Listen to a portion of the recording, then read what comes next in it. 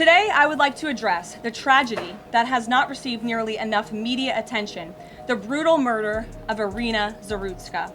Here are the facts that many outlets have shamefully and intentionally failed to report until President Trump drew attention to it. When will Democratic voters learn that, following these so-called Democratic politicians are setting policies in place that are protecting criminals more than the citizens they're supposed to be governing and protecting in their own communities?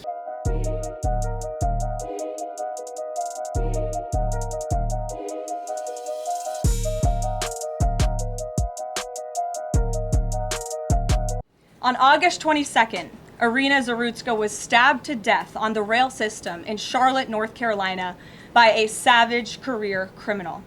This is a public transportation system that many in the area use every single day to go to school and work.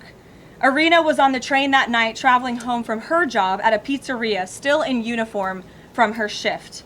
This beautiful, innocent 23-year-old young woman was a Ukrainian refugee who had recently fled her country for a chance at a safer life and a promising new beginning here in the United States of America. But tragically, a public transportation system in a major American city was more dangerous than the active war zone that she left. The president and the entire White House are praying for her family and friends during this unimaginably difficult time. But while we extend our thoughts and prayers, we must also seek justice for this crime and call attention to this heinous incident.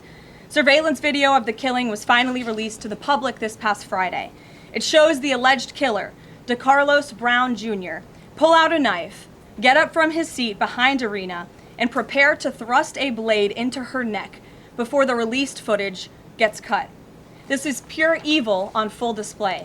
The most enraging and unacceptable part of this story is that her death was entirely preventable.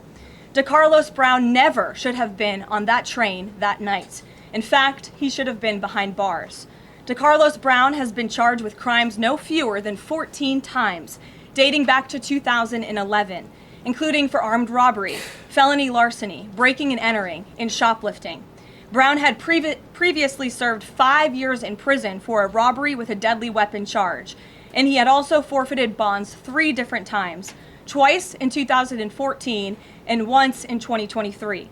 Despite all of this past documented criminal history, when Brown was arrested yet again in January of this past year, a Democrat judge, who I will add was a strong supporter of former Vice President Kamala Harris, released this insane criminal once again without requiring him to pay any bail. He simply had to sign a written promise to return for his court hearing. Think about how crazy it is to ask a career criminal, someone who by definition repeatedly breaks the law, to just sign a written promise and come back again another day. This is madness. Crazy. This monster should have been locked up, and Irina should still be alive. But Democrat politicians, liberal judges, and weak prosecutors would rather virtue signal than lock up criminals and protect their communities. Leaders like my state's governor, tough to call him that, rail against President Trump and the Republican Party in an attempt to defend their own dangerous soft-on-crime policies. These soft-on-crime policies don't just defy common sense. They put real lives at risk. The whole world witnessed this when over the weekend a video was released of a 23-year-old woman boarding a train in Charlotte, North Carolina.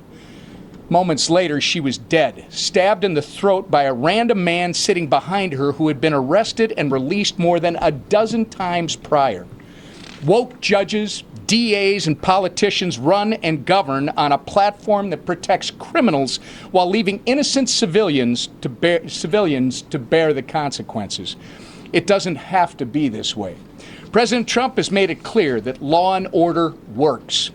Now is the time for the shameless so-called leaders of blue cities and states to take a page out of President Trump's playbook. But our spirits are dampened a little bit this morning because of all the discussion about the crime, and it's not something that we can overlook. It's not something we should overlook. Whip Emmer specifically was talking about this just unspeakable tragedy. This 23-year-old Ukrainian refugee was brutally murdered in cold blood on a train in Charlotte, North Carolina. Her name is Irina Zarutska, and she was on the way home from her job at a pizzeria where she worked. She was stabbed repeatedly by a career criminal with a rap sheet a mile long. It's infuriating, it's heartbreaking, it gives you a feeling in the pit of your stomach.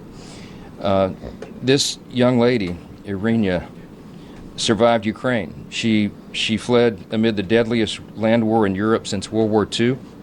She fled to the safety, or so she thought, of the United States, just to have her life senselessly ended by someone who should have never been allowed to walk freely.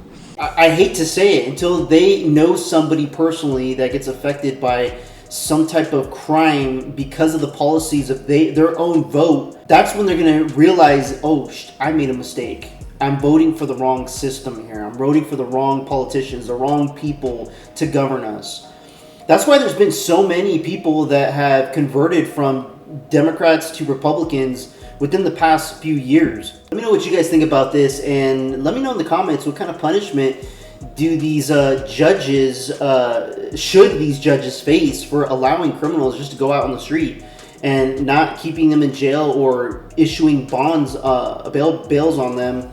Let me know what you guys think in the comments below. Like and subscribe. I would appreciate it. Till next time, peace out, everybody.